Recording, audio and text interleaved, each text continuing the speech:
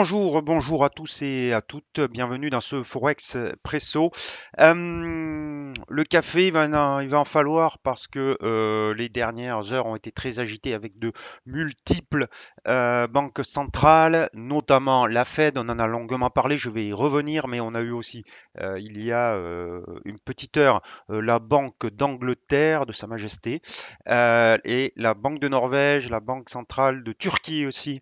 euh, Tous ces autorités monétaires sont intervenues. On en parle dans une seconde. D'abord, l'avertissement, bien sûr, sur les risques.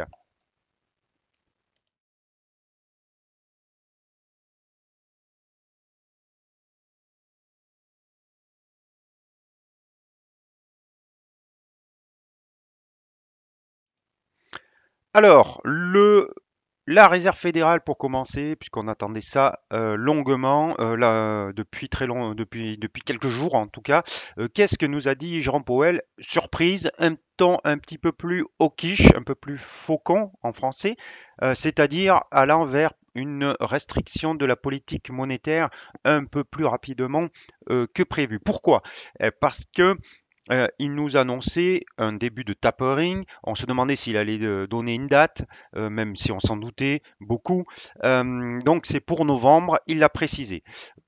Pas de grosse surprise jusque-là. Par contre, il a dit que ce tapering se terminerait à la mi-2022. Ça, on s'y attendait pas, puisque il aurait pu aller jusqu'à fin 2022, ce qui laisse la porte ouverte à un début de hausse des taux directeurs en 2022, alors que s'il avait donné une date plus tardive, forcément, la hausse des taux serait intervenue en 2023.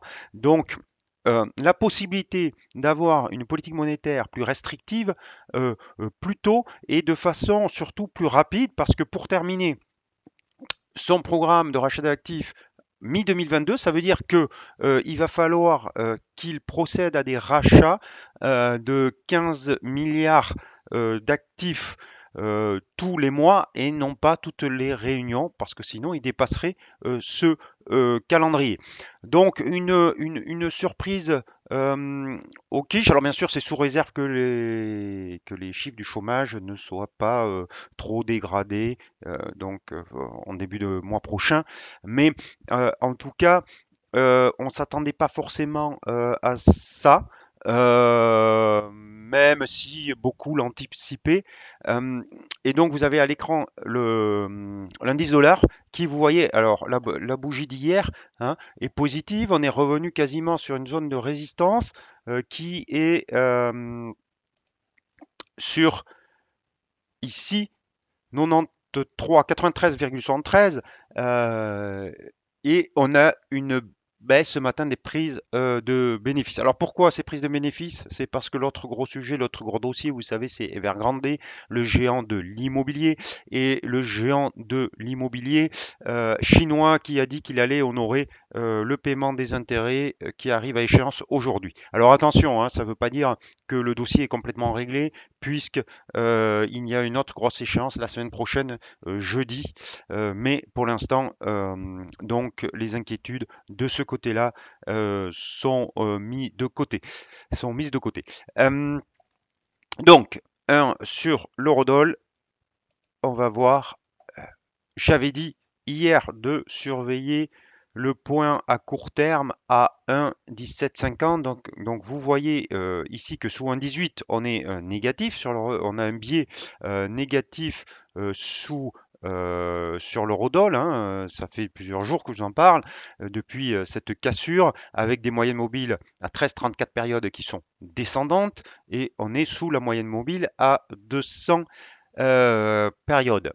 Donc un biais négatif et avec comme objectif, j'avais donné un 17 qu'on a atteint et un 16,64 qui est un peu plus bas et qui est le creux du mois d'août un creux de plusieurs mois.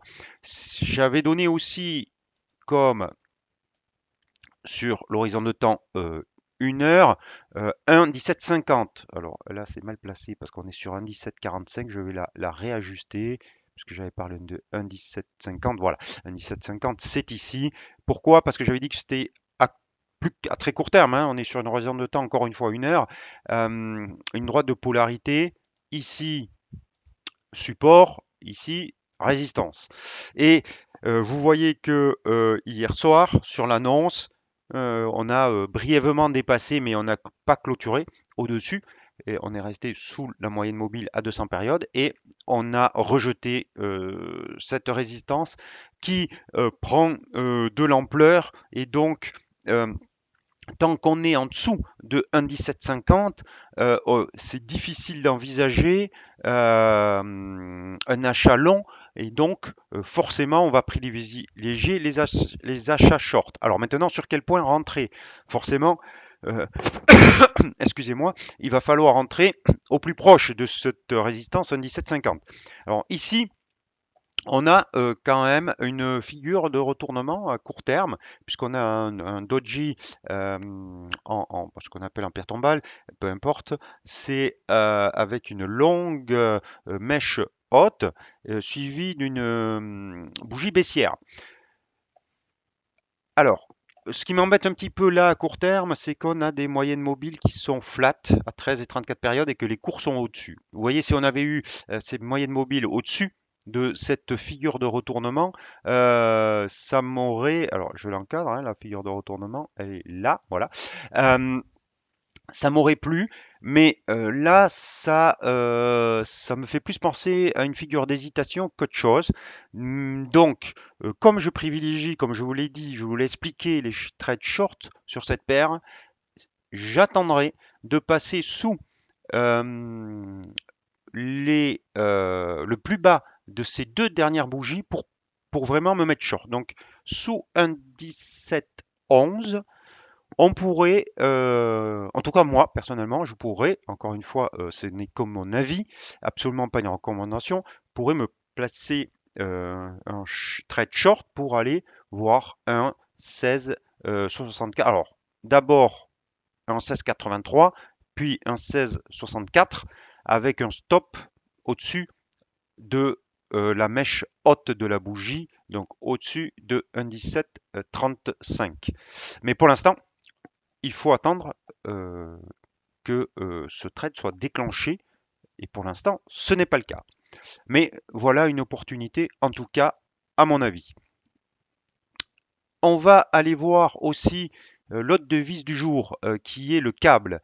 Le câble, c'est la livre, pour ceux qui ne connaissent pas, contre le dollar et la livre contre le dollar ici.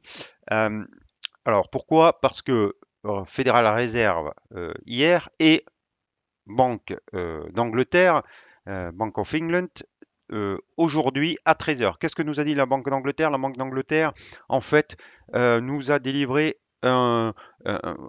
laissé ses taux inchangés, ça c'était largement attendu, mais nous a délivré un message lui aussi assez au quiche, assez faucon, puisque on a un gouverneur qui a changé de camp, qui est passé du côté des haussiers sur les taux.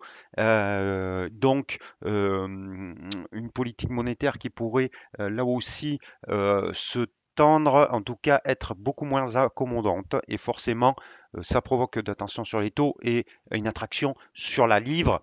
La livre qui ce matin, j'en ai parlé dans mon morning meeting sur le Forex, sur le site d'LIFX, la livre qui avait une grosse zone de support entre 1,35 ici, vous l'avez en verte, hein, 1,35,70 et 1,36,10, 1,36, 1,36,10, eh ben, on est en train de rebondir fortement.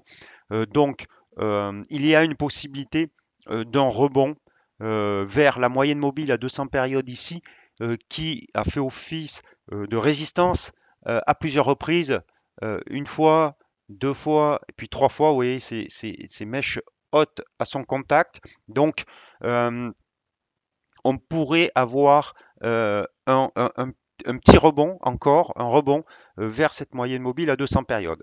Ceci étant, ce qui me dérange pour jouer ce trade, c'est qu'on est sous la moyenne mobile à 200 périodes. Vous savez que je n'aime pas beaucoup ça. Mais pour ceux qui veulent jouer le rebond de la livre, parce que ce support est quand même très fort, hein. On l'a vu à plusieurs reprises, une fois, deux fois, trois fois, quatre fois, cinq fois ici et une sixième aujourd'hui. Donc c'est un support qui est très fort. Donc pour ceux qui veulent jouer ce rebond, il y a peut-être un petit quelque chose à faire avec un stop, bien sûr. Là, c'est facile, hein, il se place sous cette zone de support. On peut viser un contact à nouveau sur la moyenne mobile à 200 périodes. On va voir en une heure si on a quelque chose de mieux. Non, on a peut-être pas. Alors, le problème, c'est on est en surachat sur l'horizon de temps une heure. Donc, pour ceux, encore une fois, qui veulent jouer cette opportunité, peut-être qu'il vaut mieux attendre un retour sur la moyenne mobile à 34 périodes.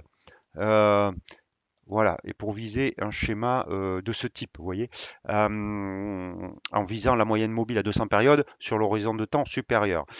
Voilà. Euh, mais encore une fois, enfin, personnellement, je ne tenterai pas ce trade parce qu'on est sous la moyenne mobile à 200 périodes, à la fois sur l'horizon de temps supérieur et l'horizon de temps une heure. Et pour moi, c'est d'indications que cette paire de devises est encore lourde, mais le gros support, je me répète, fait que c'est un trade qui pourrait tout à fait être envisagé.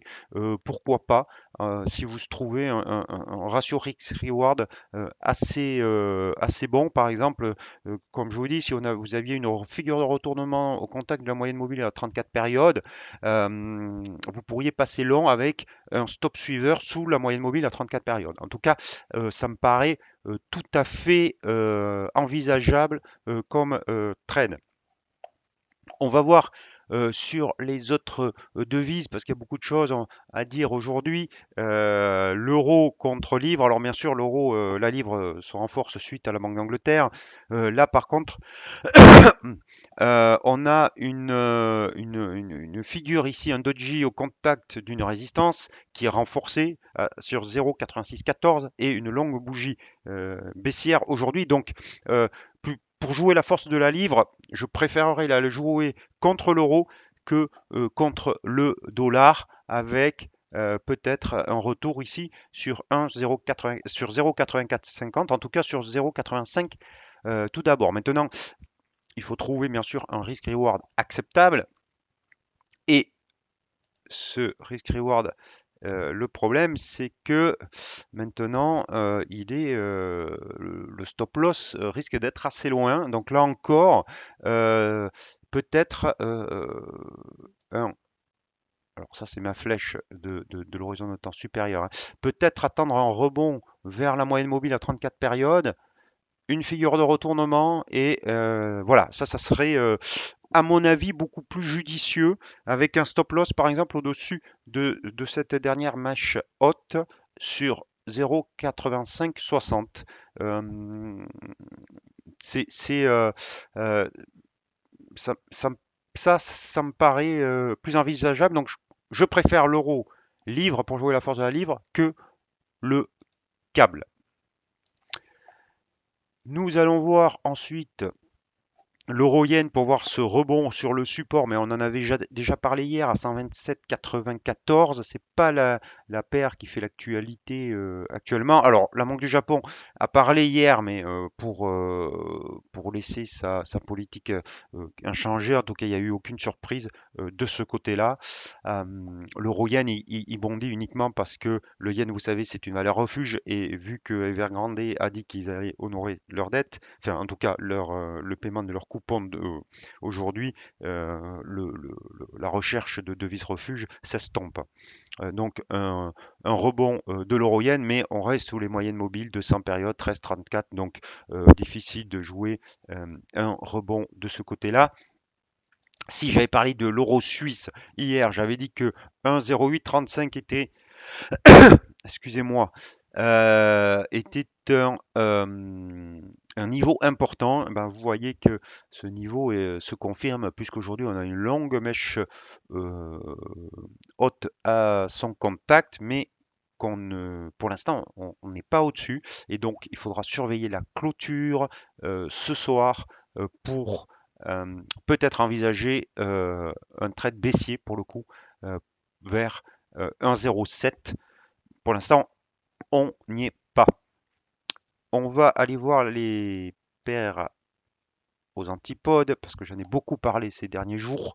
Alors l'intérêt, c'est un peu estompé, hein, encore une fois. C'est plus du côté de la livre qu'il faut regarder ou de l'euro-dollar, plutôt que sur ces devises maintenant qui se stabilisent. Vous voyez l'AUSSI, le dollar australien contre dollar américain, sous cette oblique baissière et sous les moyennes mobiles 13-34 période. Donc plutôt des trades à la baisse. Le rebond fait que pour l'instant on n'a pas de trade, enfin d'opportunité, mais vous voyez que déjà sur un horizon de temps 1 heure, l'OSI bloque sur cette moyenne mobile à 200 périodes. Et donc si on avait ce qui semble se passer actuellement, une bougie, un chandelier rouge, on pourrait passer peut-être short à nouveau. En tout cas, ça me paraît tout à fait envisageable, vous voyez, avec un stop au-dessus.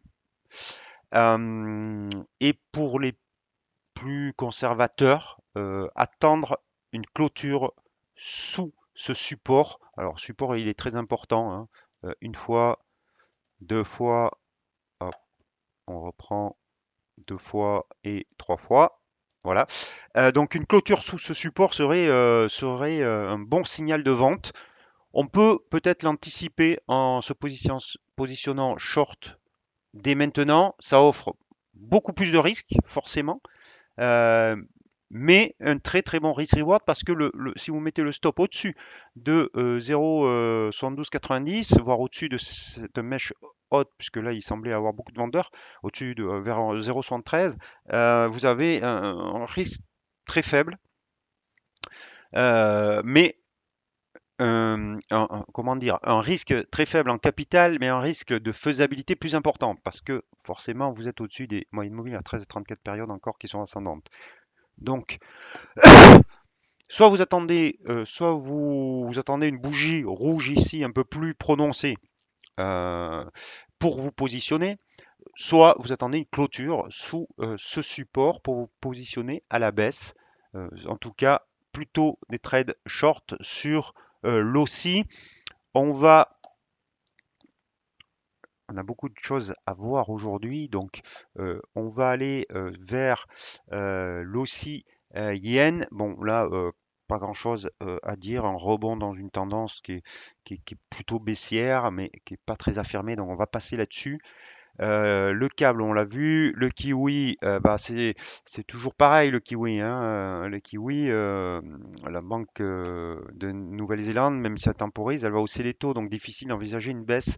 Et donc, il faut attendre pour se positionner à la hausse, une cassure, une clôture au-dessus du franchissement de cette oblique baissière. Bon, pour l'instant, on la surveille tous les jours, hein, depuis maintenant plusieurs semaines presque, puisqu'on a commencé à en parler ici. Euh, et donc, on continue à le surveiller. Le dollar suisse qui baisse aujourd'hui, qui est monté hier, mais qui reste au-dessus d'une oblique haussière. Donc, tant qu'on est au-dessus de cette oblique haussière, on cherchera des trades longs. Cependant, euh, il faudra certainement attendre que les cours passent au-dessus du dernier sommet dans l'horizon de temps inférieur, c'est-à-dire le 1 heure à 0,9275 pour passer long. En tout cas, ça c'est ce que je ferais si je voulais me positionner sur cette paire de devises. Une clôture au-dessus de 0,9275 avec un stop soit sous le dernier creux, soit sous la moyenne mobile à 34 périodes me paraît être une bonne opportunité. On va aller voir le dollar yen, mais le dollar yen, alors le dollar yen, il est très sensible à, il est très sensible au différentiel de taux. Voilà. Donc, vu que la Banque centrale américaine a été un peu plus au quiche, donc il y a une tension sur les taux, donc forcément, il est payé. Alors, ce qui est intéressant, c'est que il bouge pas, je vous l'ai dit depuis plusieurs séances, depuis plusieurs Fort Espresso, je vous dis qu'il est au milieu d'un range, d'une fourchette entre 110, 80 et 109, 10. Simplement, il y a deux choses intéressantes. Il y a quand même une oblique baissière qui s'est mise en place. Et hier, on a eu un rebond sur la moyenne mobile à 200 périodes.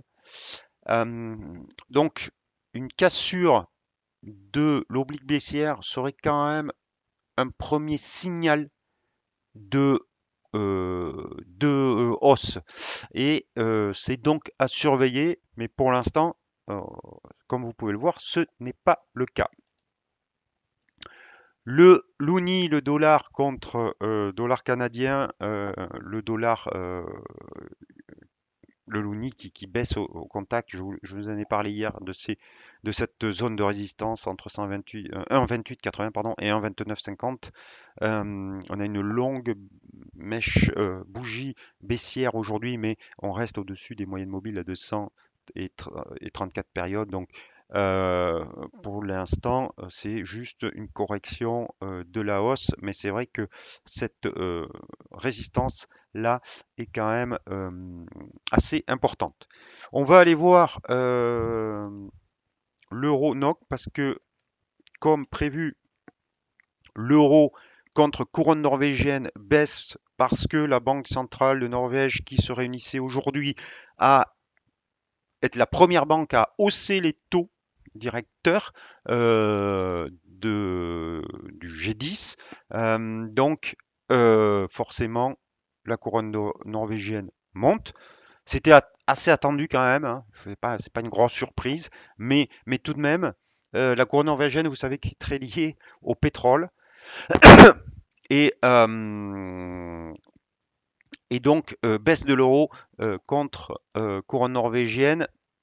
Le support est à 10,04, le premier support. Et ensuite, ça sera 9,90. Voilà, pour des personnes qui veulent faire des choses un peu plus, un peu différentes, des devises majeures qui sont traitées sur le marché. Mais ce que je vous conseille, c'est quand même d'aller voir ces devises si vous êtes à l'aise et si vous avez des positions sur les principales avant de vous aventurer sur ce genre de devises. Euh, donc voilà, donc un biais baissier en tout cas sur l'euro NOK, mais on se rapproche du premier support. Et puis, alors là, quelque chose de complètement exotique, puisqu'il y avait la banque de Turquie qui se réunissait, qui elle a baissé ses taux. Hop, voilà. Et donc forte baisse. Alors là, c'est pour l'exemple que je vous le mets, hein, pour un peu d'exotisme. Mais voilà, c'est une forte baisse de la livre turque qui revient à euh, ses plus bas depuis très très très longtemps, puisque là, je suis en hebdomadaire et vous voyez que euh, et même en mensuel, on va aller voir, mais on est sur un plus bas quasiment historique, puisqu'on avait eu un plus bas de la livre turque en juin. Et si on repasse sur le un jour, donc ce niveau des 8,0228, non, pardon, 8,8028, pardon, euh, qui euh, pour l'instant bloque la hausse du dollar contre de la livre turque. Euh, mais la pression est quand même assez forte. Donc si on cassait ce niveau, on pourrait voir de nouveau plus haut historique sur le dollar contre livre turc. Voilà. Bon, c'est pour l'exemple. Alors bien sûr, si euh, vous voulez trader ce genre de devises, il faut bien entendu euh, le faire avec parcimonie, À faible dose parce que la volatilité est très forte. Si vous n'avez jamais traité le forex ou si vous commencez ou si vous êtes même moyennement expérimenté, n'allez pas sur ces paires de devises. C'est très très volatile et ça ressemble plus du casino. Je vous le montre parce que vous allez peut-être en entendre parler. Et pour l'exemple, voilà ce que je pouvais vous dire aujourd'hui. Donc, beaucoup d'informations sont tombées ces dernières heures. Je vous ai parlé donc de l'euro-dollar sous 1,1750. Je vous ai parlé du câble qui peut maintenant devenir intéressant pour certains, en tout cas. De niveau sur les autres paires de devises. Je vous remercie. Je vous dis à demain. N'oubliez pas vos stop loss, surtout parce que l'essentiel c'est de protéger son capital. Et bon après-midi.